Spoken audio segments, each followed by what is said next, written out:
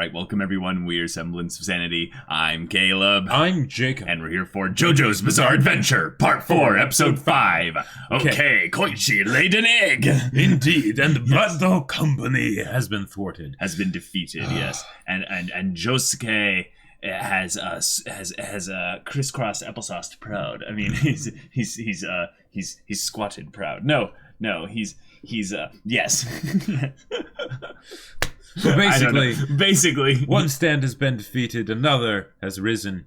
Yes. What shall we see? Yes. Okay.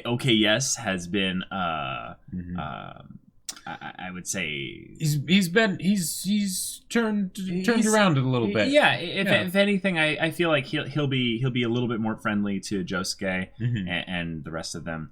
But we got to figure out what's the deal with this stand bow and arrow thing. Right. Yeah. Yes, because that is the important thing after all.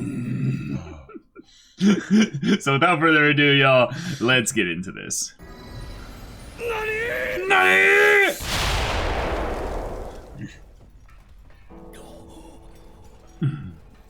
Rest in peace.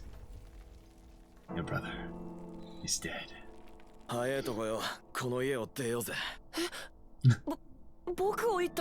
Yeah, what about it? Thank you! Sure, whatever, let's look for it. Yes.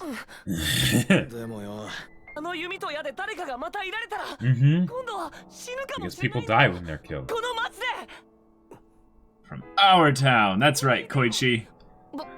This is our time. Yeah, he is. Maybe a little bit of both, you know. Yeah. Oh,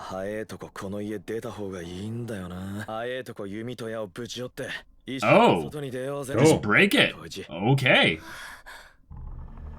Although the bow didn't look like anything special, I think it's the arrow that's important. What? What? Okay. Okay. Man.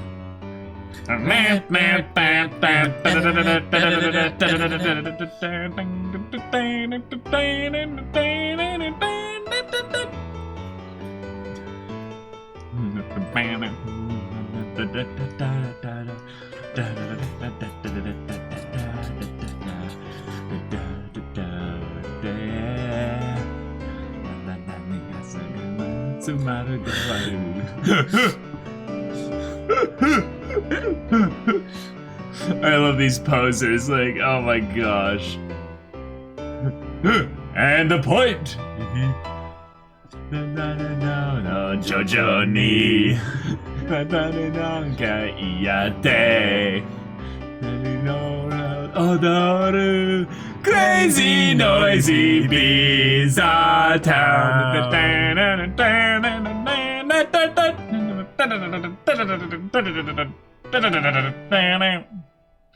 It's awesome.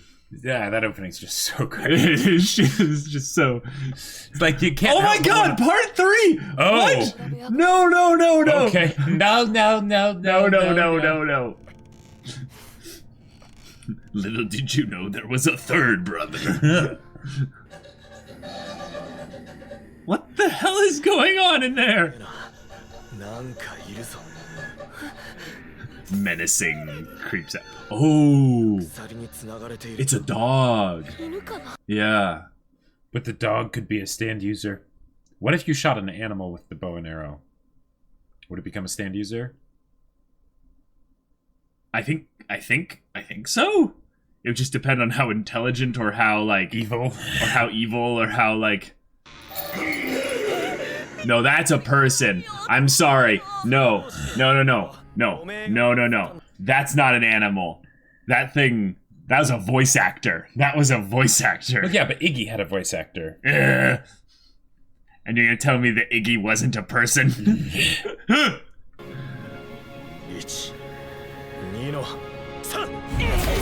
Whoa! Oh, yeah, that's something. Okay, well, while Koichi's distracting it, yeah, okay, good.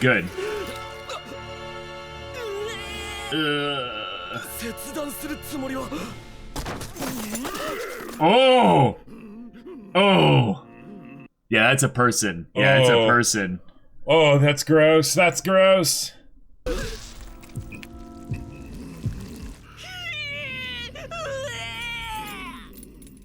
Oh, I feel bad. Yeah. Oh. Although Josuke could probably just walk in with his stand, because his stand's so fast. Maybe they were looking for a specific stand to help this person. Oh. Like, this could be their dad. Oh. Yeah, that makes a lot of sense. Okay, yes. Oh, dang, you're still alive? That means my company could be still alive. Oh, obviously, yeah. Oh, it's their dad, yep. Yep. Whoa.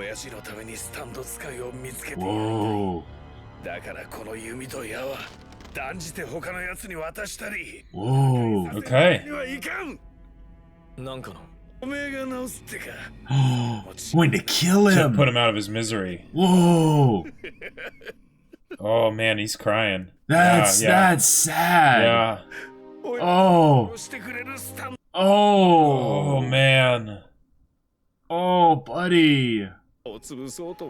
Jeez. Oh, that's horrible.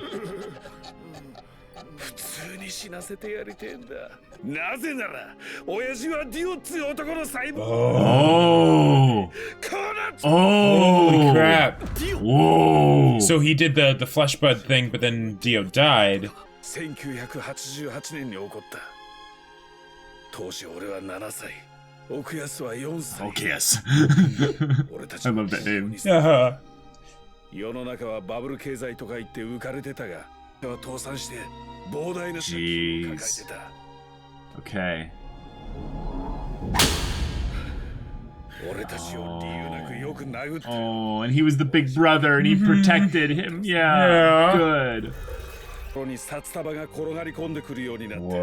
So he fell in with Dio.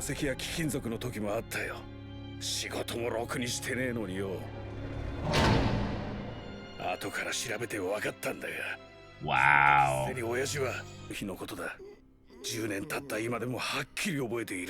Wow. The stand arrow, yeah. 俺が学校から帰るとよ。ディオが死んだんだ。きっとその Yeah, yeah. 親父の目が暴走したんだ。Yeah. Oh, crap. その日から1年ぐらいで俺たちが息子だっつうこともわからねえ肉の塊になったのさ。It's crazy to see the real kind of human consequences consequences of something that, you know, a demigod kind of like Dio was just kind of mucking around with people's lives and stuff. Yeah. Right, that's when you got the arrow, yeah. 親父は決して治らねえということを信じなくてはならなかった。ディオの不死身の細胞が一体化してしまったんだからな。来る日も10年間。無駄にガラクタ箱の中を引っかき回しているだけさ。Jeez. 取り上げると何日も泣きわめくしよう。 Whoa. イラつくぜ。イラかすなって何度も教えてろ。 Full circle. This is, yeah. こういうことを聞くんだがよ。この箱ごそごそ。実の父親さ。血のつながりはな。だがこいつは父親だって。もう父親じゃない。父親だからこそやり。Right, right. Oh, yeah, I can't imagine. Yeah, that. Whoa. だからこそ。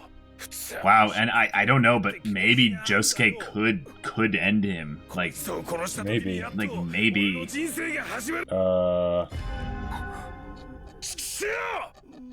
Wait, what is he? He's trying to communicate. Yeah. I think he's trying to communicate something.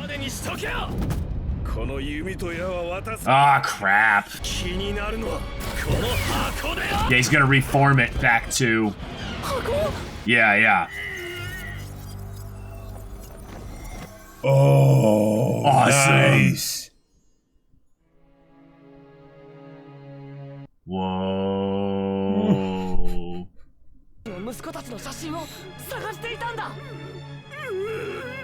Jeez, this is... でも彼の心の底には思い出があるんだよ。昔の思い出が。 Wow. Oh, good. He's here. He's Wow. here to hear this as well. Good. Good. Both kids. Both kids. Oh. Jeez. I did not expect I did not that. expect to come here for the feels, Yeah. man. Wow. Props to the voice actor doing the sounds for this guy. Yeah. 直すスタンド使いを探すっつんなら Yeah. 手伝ってもいいぜ。逃げる気なのかよ。兄貴、もうやめようぜ。 Okay, yes. なあ、こんなことはよ、もうやめようぜ。なあ、肉体は治んなくともよ。心と記憶は昔のお父さんに戻るかもな。なあ。どけよケース。俺は何やろうと後戻りすることはできねえんだよ。この弓と矢で町の人間を何人も殺すんだよな。それに俺はすでにてめえを弟とは思っちゃいない。 Oh. He's just been reduced to nothing, having to see his father suffer like this for so Yeah. long. Oh boy. この親父の他にまだ身内がいる。 Uh-oh. Oh, crap. Well, this got complicated. Yeah. コンセントの中から。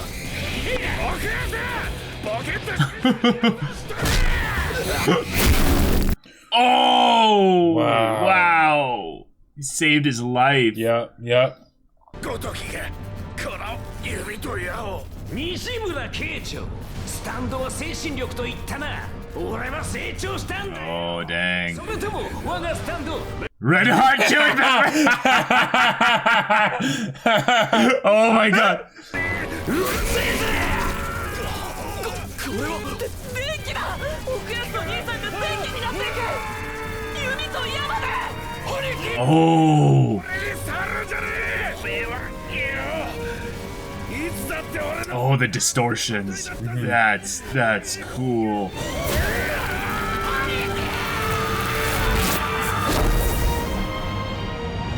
Well, he's outside. He's outside. Yep. Get up there. Scout the area quick. Uh-huh. 京介。あれは。 Oh. Jeez. 逃げ切られるはずがねえ。 Straight and arrow path. でもよ。 Alright, I'm glad you saw that too. That was like, that's just too punny to... 最後に俺をかばってくれたよな。 Yeah, he literally shoved you to save you, yeah. おめえをかばったよ。 Yeah, he almost needed to give you that crap in order to make you not do anything stupid and try to save him and end up hurting yourself.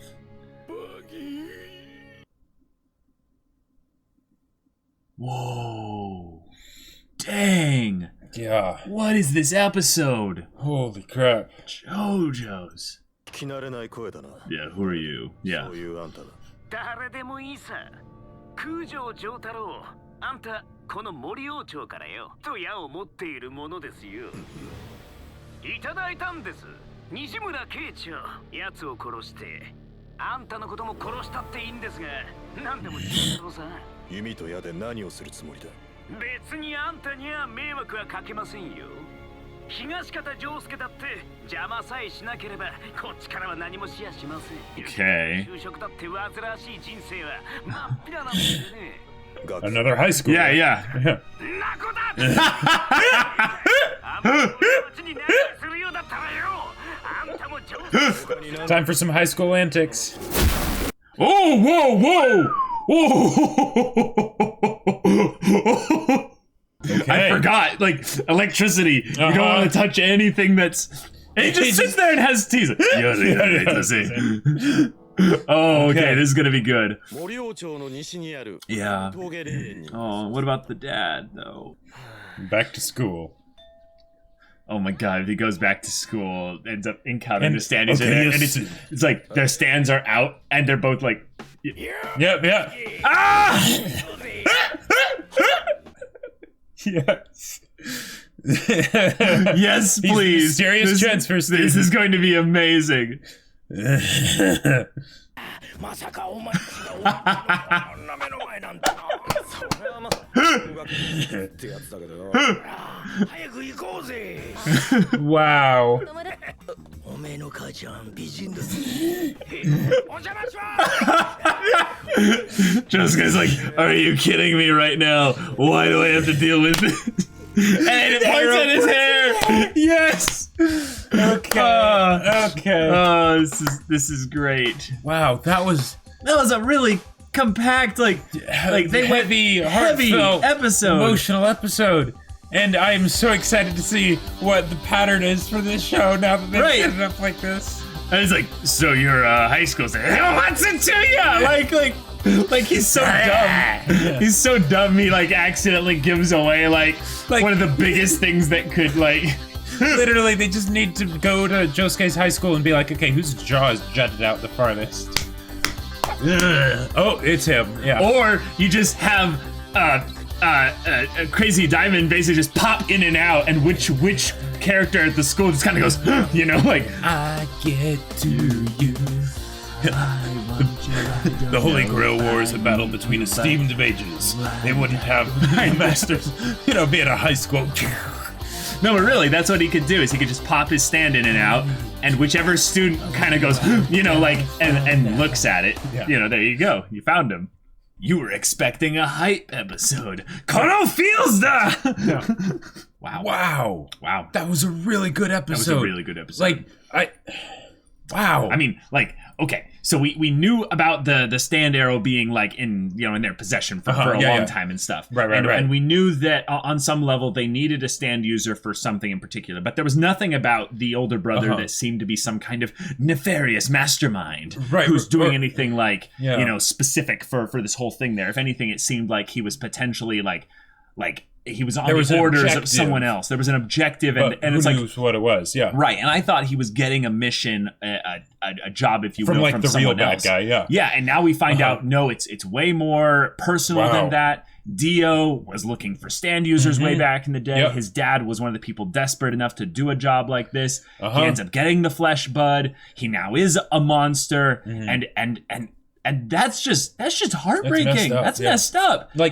But at the same time, it's a direct emotional tie-in to part 3, so that we really have a reason to want to see everything resolved. Because the fact that it all started because a couple brothers wanted to. It's not like their dad was a perfect guy or anything, right? But at first they wanted to get him back. And then they just wanted him to. How did they say that they got the stand arrow and bow and arrow over? They heard about Enya and things like that, and then they basically they read up and stuff and whatever. And but how did they get it? I think they just investigated and then they found out wherever Enya had it or something. Because I think the idea was because Enya died at because Enya died in so part they just went to Dio's place way guess, later and it was all something abandoned like that, because he was dead. By that and point. they found the bow and arrow and just sitting there. Something like that, yeah. Yeah, that seems like the kind of thing where it's like, that's really convenient, but I like how it's an added bit of chaos that basically just puts this story on its whole, on its train to going as to where, basically the whole plot started because some kids wanted to save their dad and end up meddling with something that they didn't know how to handle. And now, this young guy, he's essentially a kid. He's an adult, for the most part, but he's young. He went and he killed many people with the stand arrow, which means that he probably gave stands to a ton of people. Yeah, I mean, at least to himself and his brother. Well, yeah, but I'm thinking he was giving stands to people, right? And the thing is that there's it no didn't way always work, so a bunch of people died, right? But there's no way he did it from the standpoint of, okay, I'm going to have people sign up to get shot with an arrow. No. He cornered people probably in alleyways and stuff, shot them with the arrow, and then stalked them for a while to see what their stand was. Well, and here's the other thing too. He's this old now. Yeah. But they started doing this. They started doing this 10 years ago. It's so sad. That's. Yeah. Yeah. Wow. And the whole thing with the picture, that was just like, Yeah, I thought it was going to be some kind of clue. Like it was going to be something that was going to be a secret that would lead into the next plot point and whatnot, and that's what it was going to be. But no, it was wow. Yeah. And the fact that he had come full circle and had become like his dad and was now beating up his dad because because of course how do you deal with the emotions like that, And oh boy, wow. Yeah, that's rough. That's really rough. So they end up in this situation where they're at their house. They've got their dad who they're trying to help, but they have to keep him chained up so he doesn't leave the house and get into further trouble. Right. They're alone. They don't really know how to handle things. It makes sense then why both of them are so immature, or at least he's pretty dumb as far as things go. They're both like they're both go to school or anything. Yeah, they're both stunted in their development as as kids and stuff. And then they go and create all these stand users, at least a good chunk of them. And here's the thing. Like, they're going around murdering people and creating stand users and stuff. But that means they had to probably at least once give someone a stand, and then like basically mug them and basically be like, reveal your stand so that we know like what it actually can do. Because I mean let's look at it this way. Let's say they give someone a stand and that person has no idea what's going on. They get shot with an arrow but they survive somehow, right? So they think it was like a horrible nightmare or something. They wake up and then suddenly their spirit like comes out of their body and they can see it. They're freaking out and stuff. They eventually find some way to control it, and over the course of time they end up using it in some way. All that time they've got to be like, have a list of like, okay, this person was shot at this time. Let's check back at them like every 2 to 4 weeks. If they leave town, then, well, we're screwed. Who knows where they're going to go? One thing that is kind of interesting is that they're wanting a stand that can kill their father. Yeah. One of them has a stand that literally erases matter from existence. Yeah. That's kind of exactly what they needed. It's fine because this episode was heavy and emotional, and I'm really glad that we got this episode.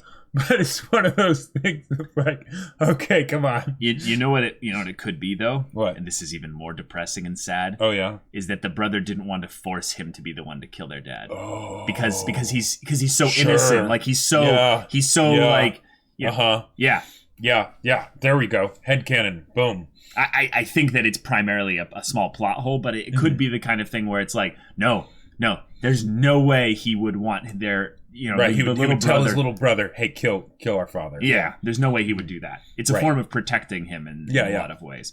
Yeah, and I think it is something that's maybe possibly a thing where the matter being destroyed is something that he can't control exactly how much of it is being done. Possibly. So what it would be that they would destroy like a huge chunk of his body, and then it would just be this horrific regeneration and then thing. you'd have to basically keep doing it over and over and over until, again. It was completely and that gone. would be even more horrific. Oh yeah. So yes, they already had a stand that could do it. Yeah. There's no question about it. There's no question about that. You literally could not get a stand better suited than that. Unless he was lying to him and it's not actually a matter destroying thing. It's like I was guessing. It's actually a matter relocation thing. So it's like because he was saying, I have no idea where it goes, that he could be actually like portaling parts of his father into like random places and stuff. And then if it has regenerative capabilities throughout the entire body, would it make like a bunch of little I don't know, blobs going around everywhere? Although, there would be one stand that would be better, and that would be Vanilla Ice. Vanilla Ice would be able to get the entire thing all at once. Yep. But other than that, the whole horse, if you will. You're right. Yes. Exactly. Yeah. But that's heavy. But now we're going into school, into high school antics and stuff. And there's a high school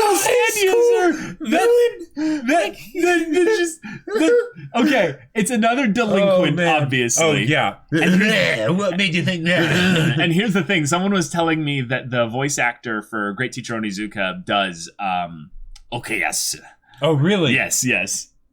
Oh, of course. Yes. Can't you hear it? Like, yeah, it's just right there. And the thing is that what I would love about this is this could be a mini arc where Josuke,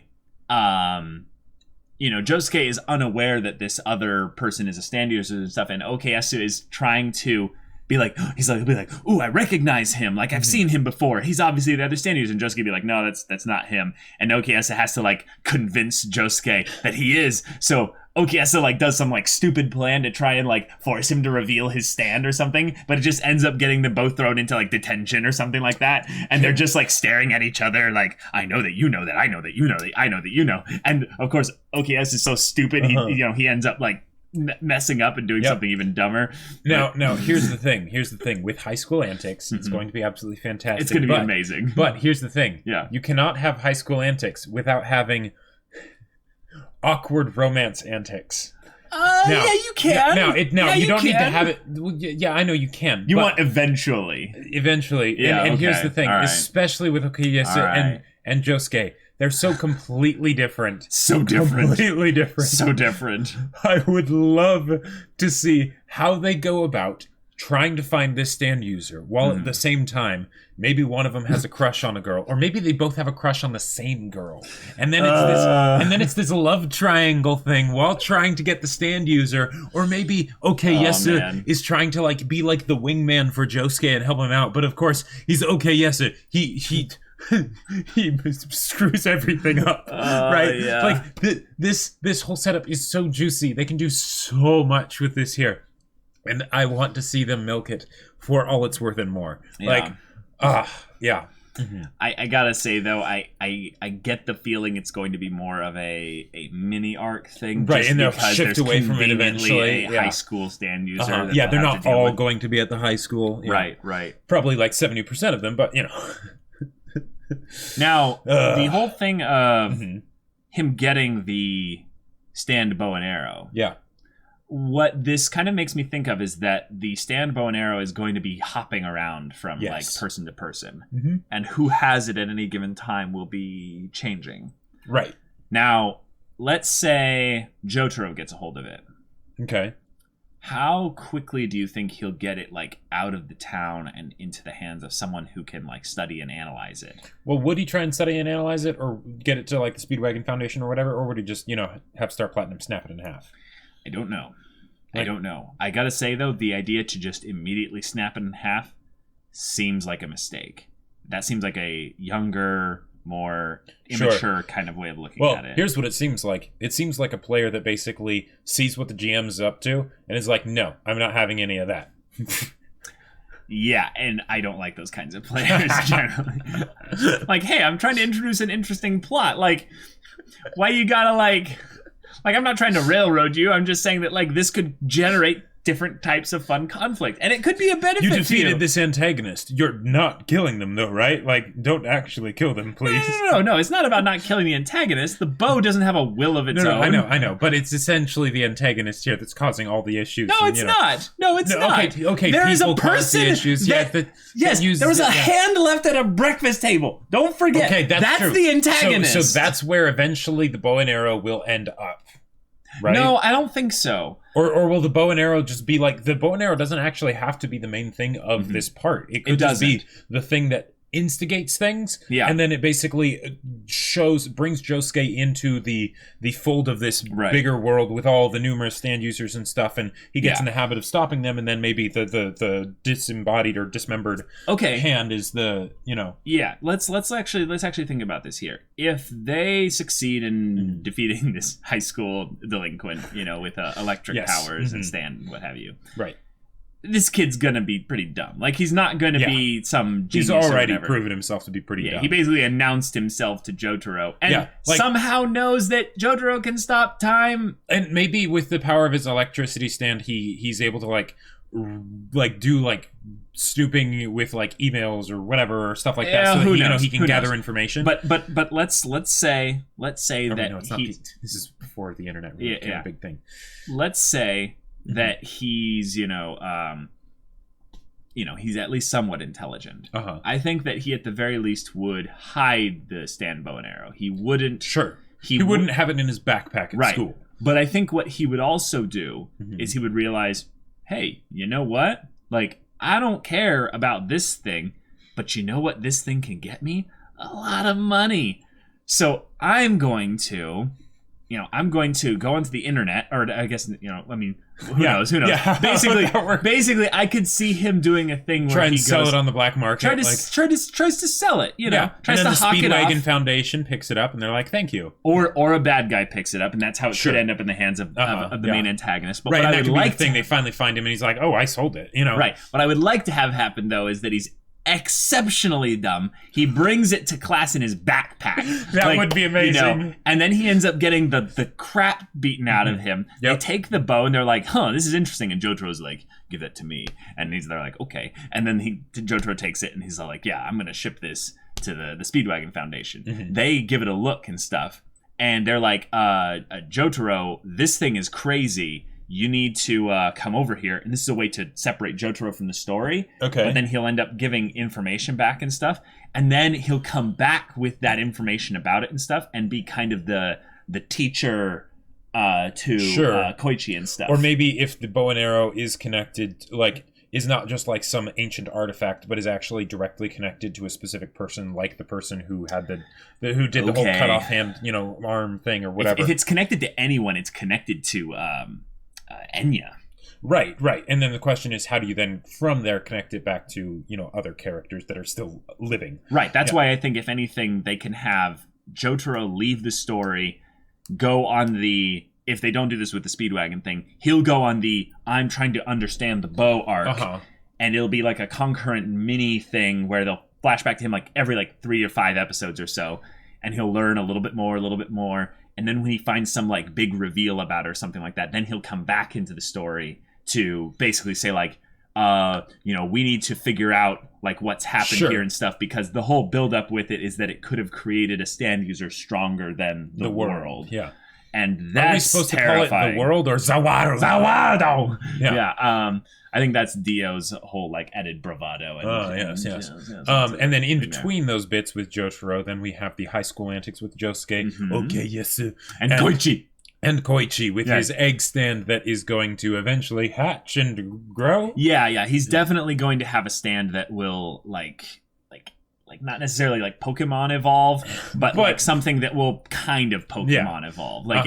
It's going to be something where it's it's an egg now, but when it hatches, what will it be able to do then? Right. Yeah. And that'll be kind of cool. I do think that if they don't do the thing with Jotaro leaving, that Jotaro has to teach Koichi how to use the stand. Sure. Because I could see Josuke teaching him, but I don't really want to. Jotaro is the mentor figure here. Yeah. And Josuke, I feel would be kind of well, you just kind of you do it, right? Exactly. and Jotaro has encountered so many other stand users in his past and stuff that he has a lot of things he can teach. Probably. Jotaro's hold on a second. Okay, so stands stem from identity, your inner identity. So you need to get in touch with your inner identity. What are these clothes? They don't scream anything about you as a person. See Josuke with that ridiculous hair. What? See, that's him getting in touch with his identity. Yes. Me with my coat and hat and everything. That is me getting in touch with my identity. And whatever Yesu is doing over here, that's him doing his thing. So all we know is he got hit in the face with a very large baseball as a kid. That's, right. That's all we know. Yeah. So Koichi, you need to get in touch with the real you. Yes. And that's how you'll be able to use your stand up meditation. And that would actually be kind of interesting. I would like to see that. But prom's tomorrow, so oh my god, we need to hurry. Yeah, if they go the angle of the high school antics and stuff, and it stays like that for a bit, I worry about how they would introduce more stand users without incorporating the bow, or someone directly connected to this kid. Because right now they're doing basically the bounce, the frog hopping kind of storyline, where it's the older brother created this stand user, so therefore he was watching them and stalking them and stuff, because he ended up probably tracing back them to this house there. Well, I mean, if you have a stand like that, then it'd be pretty easy to find people. I'm dumb. the reason why this kid knows where they are is because he's a high schooler, and he probably was like, oh, are you an edgy high schooler? Would you like special powers? Come to this house here. Sure. And the high schooler was like, yeah, obviously. And then he's like, okay, kid. And he's just, I thought you were going to say something along the lines of he saw, like, basically some of them, or I don't know, because, okay, yes, he just started going to the high school, so maybe not, but, you know, because he was just at the high school, or he has a stand that goes around with electricity, like, you know, he can know things, you know. Sure, sure. But yeah, they totally could have done the thing of like, hey, come over here. You want to join our cool club? Yeah, it does seem like something that a high schooler would be dumb enough to, you know, accept that kind of an offer. Now, whereas might kill you, but it might give you cool ability. Right. Whereas we have characters like Angelo, who I'm really like, wait a minute, he was in prison or something, I think, when he got his stand. That doesn't line up, you know? It's like... Well, unless they're... So I think what it would be is that... Okay, yes, and his older brother, they found out that basically, okay, this thing can create stand-ins, you know? But it seems to have more effectiveness when it's on someone that is more evil. Yeah, but they would have to get into that kind of a... Right. That's why I think in some ways this is like in the late, early 90s. Yeah, death row, you know, sure. it's easy to... But here's something I also kind of thought about, is what if they haven't been able to hold on to the stand bow and arrow perfectly for all these years? Okay. And they've had to go and reclaim it from people, which means they had to go and maybe even kill someone in order to take it back. Possibly. And then during that time where they didn't have it, that person ended up using it on some other people. Maybe. I just love the idea of this stand bow and arrow being just this random magic item that has tossed around and people have been using it, and there's all kinds of like craziness that has happened in these last 10 years. Yeah. So yeah, but who knows? The formula that they've set up though and everything, I am so excited to see what happens. And this episode, like this. Yeah, really was a gut punch. Yeah. Whew. Yeah. No. If anything, I feel like this episode I wasn't properly prepared for emotionally because of just how memey and hilarious a lot of the stuff had been with the show. Yeah. So when the feels came and hit me, I was like, oh shoot, this is probably their dad. Because they just mentioned like that their dad's probably here. And then I was like, that's a voice actor. That's not a dog. And then, yeah, they needed a stand user. So very clever, Araki. Very, very cool. Very cool. So yeah, guys, thank you so much for watching our reaction and discussion to this episode. If you want to see the next episode's reaction right now, go check out the link in the description below for our Patreon. You can get an early access there. You can watch full-length reactions there, and all this comes with Discord access, so you can chat with us about stories or just hang out in general and talk about whatever. Yeah. And Jacob's going to promote something here real quick. Indeed. So, my sci-fi novel, Battle Lines, is still available for pre-order. The link to the Kickstarter is in a pinned comment down below. It's an absolutely amazing story with wonderful characters. I can't wait for you to go on that adventure with me. So if you want it, there it is. Yeah, so if any of that interests you, we'll see you there. But until then, we're Semblance of Sanity. I'm Caleb. I'm Jacob. And we'll see you all next time.